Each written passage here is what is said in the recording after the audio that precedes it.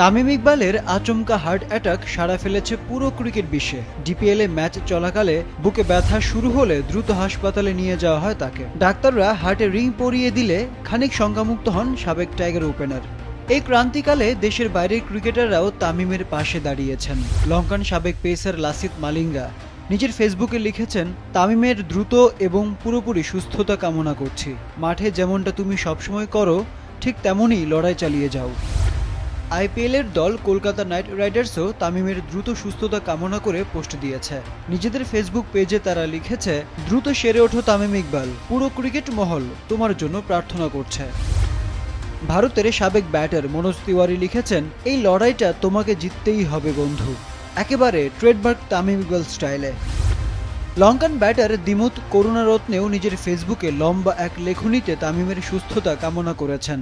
তিনি অপেক্ষায় আছেন তামিমকে আবারও মাঠে দেখার জন্য। মাশরাফি, মুশফিক, মাহমুদুল্লাহ সহ সবাই মর্মাহত, জানিয়েছেন শুভকামনা, প্রার্থনার আহ্বান জানিয়েছেন সবাইকে। নিজের ফেসবুক পেজে মাশরাফি লিখেছেন, মহান আল্লাহ তোর সহায় হন তামিম, দ্রুত সুস্থ হয়ে ফিরে আয় সবার মাঝে। আরেকটি পোস্ট শেয়ার দিয়ে তিনি লিখেছেন, তোর কাছে যাইতে পারলাম না ভাই। লিটন দাস নিজের ওপেনিং পার্টনারের জন্য লিখেছেন, গেট ওয়েল সুন তামিম ভাই। মুশফিক ও মাহমুদুল্লাহ দুজনই ডিপিএলে ম্যাচ শেষে হাসপাতালে দেখতে যান প্রিয় সতীর্থকে, যেখানে বিসিবি সভাপতি সহ ছিলেন সবাই। এছাড়া তামিমের বর্তমান ও সাবেক সতীর্থরাও সামাজিক মাধ্যমে দোয়া চেয়েছেন।